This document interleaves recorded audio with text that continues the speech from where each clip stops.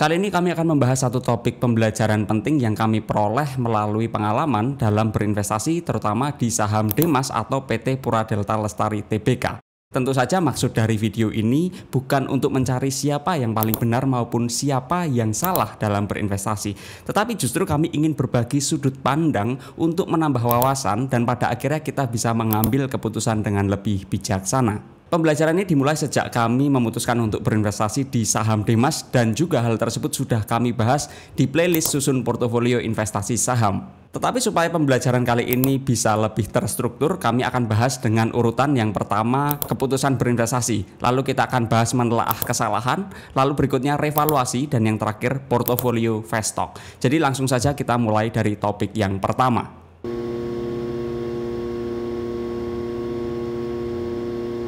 Seperti kaidah analisis investasi yang selalu kami tekankan, yang mana secara sederhana seperti pada video bedah emiten, kami melakukan analisis secara menyeluruh pada saham Demas. Secara ringkasnya dari hasil analisis kualitatif tidak ada yang janggal dan aneh dari saham Demas.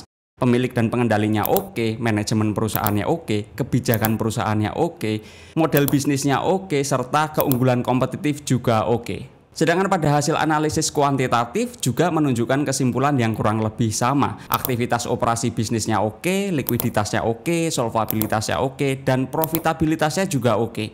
Lalu kami merasa cukup mantap dengan bisnis dari Demas, yang mana akhirnya kami melakukan valuasi dengan dua metode yang berbeda, yaitu metode discounted cash flow dan juga metode rata PE ratio. Seperti yang diprediksikan, hasil perhitungannya ini juga menunjukkan hal yang solid. Kami estimasikan valuasi bisnis dari Demas ini setidaknya di angka Rp198 per lembar saham, yang mana di awal tahun 2025 harganya itu sekitar Rp149 per lembar saham saja. Artinya masih ada potensial peningkatan harga sekitar 32,88%, dan saham Demas sendiri punya rekam jejak pembagian dividen yang cukup bagus ya dibandingkan dengan laba bersih yang diperolehnya.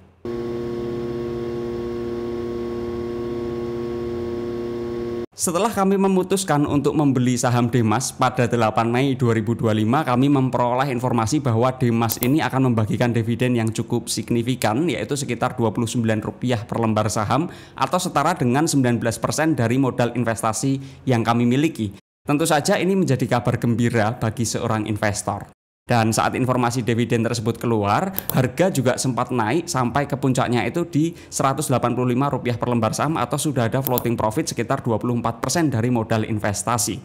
Tetapi karena harga masih cukup jauh dari valuasi wajar yang kami hitung, sehingga kami tidak melakukan aksi apapun atau tidak mengambil keputusan apapun, dan kami hanya mengamati pergerakan harga yang terjadi saat harga Demas itu mulai berfluktuasi.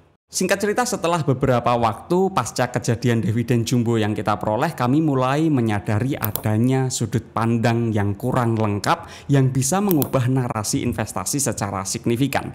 Kami bahas dulu dari posisi neraca dan pergerakannya dari waktu ke waktu ya. Pada bagian aset, kalau kita lihat akun yang paling signifikan ini adalah persediaan.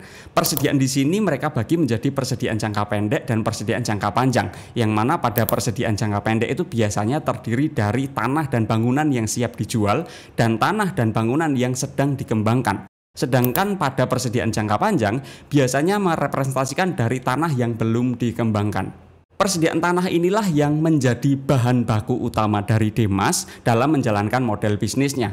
Perlu kita ingat juga bahwasannya Demas ini punya 3 segmen bisnis utama, yaitu industrial, komersial, dan juga residensial. Serta tulang punggung dari Demas dalam menghasilkan laba ini masih sangat bergantung pada segmen industrial.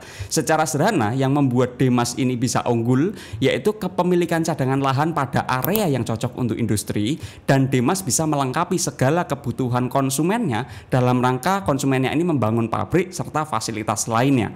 Sehingga jika cadangan lahan ini sampai habis, tentu Demas akan kesulitan dalam mempertahankan revenue dan laba pada level yang sama.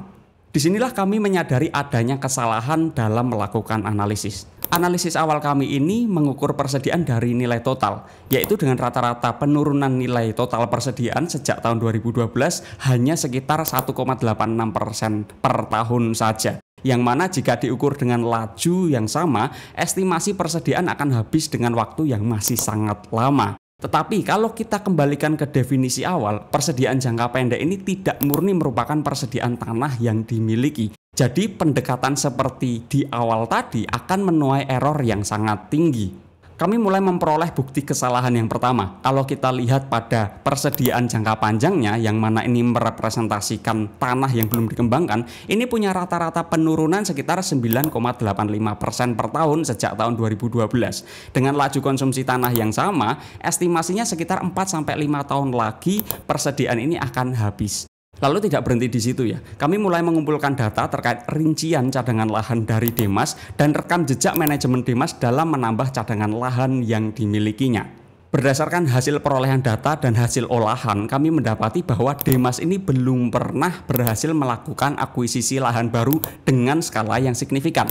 Memang pernah ada penambahan land bank ya, tetapi jumlahnya ini relatif kecil. Dan cara Demas mempertahankan kinerja yang solid selama ini adalah dengan melakukan realokasi cadangan lahan untuk segmen industrial. Jadi kalau kita ukur rata-rata penurunan total land bank sejak tahun 2016 ini adalah sekitar 10,0% per tahun atau setara dengan konsumsi 112,44 hektar per tahunnya. Artinya dengan laju konsumsi yang sama, sekitar 5-6 tahun ke depan cadangan lahan akan habis.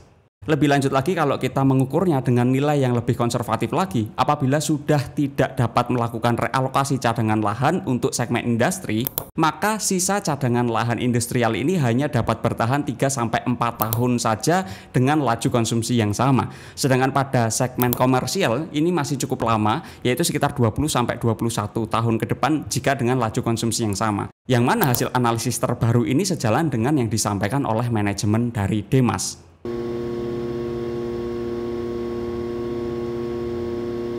Masuk ke topik yang ketiga, ini yang menjadi puncaknya di mana kami mengambil keputusan ya. Dengan kesalahan penilaian yang kami lakukan, pada akhirnya kami perlu melakukan revaluasi terhadap saham Demas. Pendekatan yang kami lakukan ini sebetulnya cukup sederhana. Yang pertama adalah melakukan proyeksi value yang bisa diperoleh dari lahan yang tersisa. Lalu dari situ kita tambahkan dengan valuasi akhir apabila manajemen tidak berhasil melakukan akuisisi lahan yang signifikan dan hanya mengandalkan dari recurring income. Teknis perhitungannya seperti ini. Yang pertama, per 2025 kuartal 3 sisa land bank ini kan sekitar 640 hektar, yang mana 119 hektarnya untuk industrial, 357 hektarnya untuk komersial, dan 164 hektarnya untuk residensial. Dari hasil hitung, rata-rata earning per share yang diperoleh untuk setiap hektar lahan yang dijual oleh Demas dari tahun 2017 sampai 2025 yang disetahunkan ini adalah sekitar 0,21 rupiah per lembar saham. Artinya dari sisa lahan yang dimiliki dapat diekspektasikan total EPS yang bisa diperoleh itu sekitar Rp134,73 per lembar saham. Tetapi untuk memberikan margin pengaman kita asumsikan hanya 80% yang bisa terjual ya. Jadi EPS-nya itu sekitar Rp107,78 per lembar saham. Berdasarkan kebijakan manajemen yang biasanya diterapkan, kita bisa mengasumsikan bahwasannya Rp107,78 per lembar saham ini pada akhirnya bisa menjadi dividen secara bertahap setiap tahunnya. Kita sudah dapat ekspektasi dividen yang bisa diperoleh dari land bank yang tersisa. Sekarang kita bisa hitung valuasi bisnisnya setelah land bank habis dan hanya mengandalkan recurring income. Yang pertama, manajemen ini punya target di 2025 recurring income sebesar 300 miliar rupiah dengan target pertumbuhan sekitar 10-15% per tahun, walaupun realisasi di 2025 kuartal 3 masih sangat jauh ya, yaitu sekitar 24,19 miliar rupiah atau sekitar 32,26 miliar rupiah yang disetahunkan. Tetapi katakanlah semua lahan sudah habis terjual dan recurring income yang bisa diekspektasikan itu sekitar 400 miliar rupiah, yang mana ini cukup optimis setiap tahun bisa dapat segitu dengan pertumbuhan 2%, maka ekspektasi earning per share yang bisa diperoleh di masa itu adalah sekitar Rp4,67 per lembar saham. Berdasarkan rangkaian asumsi tersebut, kita bisa hitung valuasi bisnisnya dengan dividen discount model dengan asumsi yang pertama, ekspektasi dividen per share adalah 90% dari EPS atau setara dengan Rp4,20 per lembar saham. Discount rate-nya kita turunkan menjadi 11 karena sudah lebih konservatif, dan ekspektasi growth rate-nya sekitar 2% per tahun. Maka valuasi bisnisnya ketika land bank-nya sudah habis dan hanya mengandalkan recurring income itu sekitar Rp46,67 per lembar saham. Sehingga dengan kata lain dari modal investasi yang kita belikan di saham Demas pada tahun ini di harga Rp149 per lembar saham, kita akan memperoleh dividen itu sekitar Rp107,78 per lembar saham, yang mana akan diperoleh secara bertahap setiap tahun sesuai dengan realisasi penjualan. Lalu yang kedua, dari modal investasi tersebut ketika cadangan lahan sudah habis, valuasi bisnisnya turun menjadi Rp46,67 per lembar saham. Dari situ total value yang bisa kita peroleh ini sekitar Rp154,45 per lembar saham plus dividen yield sekitar 2,81% per tahun dari modal investasi. Dari hasil revaluasi yang dilakukan ini mengubah narasi utama yang kita punya, yang awalnya kita ekspektasikan valuasi bisnisnya di sekitar Rp198 per lembar saham dan dividennya cukup signifikan di atas 6% per tahun dari total modal. Kini berubah menjadi Rp154,45 per lembar saham dengan dividen 2,81% per tahun dari total modal investasi. Jadi dari seluruh imbal hasil yang diekspektasikan membuat investasi di saham Demas menjadi tidak menarik bila harga yang kita punya di Rp149 per lembar saham. Karena hanya ada ekspektasi potensial gain itu sekitar 3,65% saja. Dari situ kita melihat posisi portofolio kita membandingkan antara perolehan dividen dan floating loss yang terjadi. Ternyata masih ada perolehan imbal hasil di atas 9% dari total modal investasi kalau kita realisasikan semua. Dan kami sudah menjual seluruh saham Demas yang kami punya. Kami menganggap seluruh rangkaian cerita ini menjadi sebuah kisah tentang kesalahan dalam berinvestasi.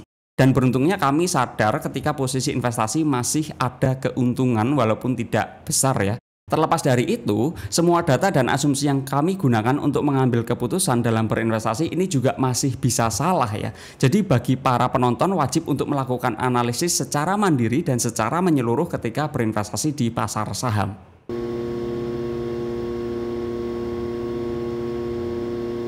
Kalau kita mengacu pada portofolio contoh yang sudah kita buat sejak awal tahun, di mana ini ada di playlist susun portofolio investasi saham, posisi akhirnya adalah menjadi sebagai berikut. Year to date Oktober 2025 kami sudah memperoleh peningkatan nilai NAB per UP itu sekitar 17,55% di saat indeks harga saham gabungan itu tumbuh sekitar 15,11%. Artinya kita sedikit lebih unggul dari indeks harga saham gabungan. Dan dari posisi awal tahun, saham Demas dan saham BSDE sudah kami keluarkan dari portofolio investasi, serta kami menambah saham SPTO dengan porsi yang masih relatif kecil. Selain itu kami masih menyimpan kas sekitar Rp5.600.000-an untuk menambah posisi ke saham lainnya.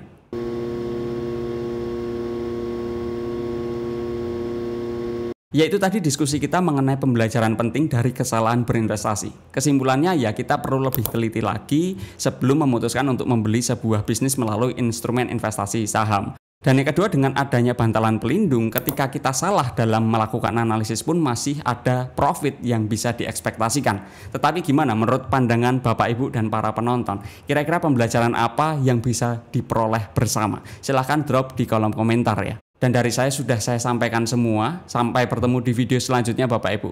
Kami ucapkan terima kasih dan selamat siang.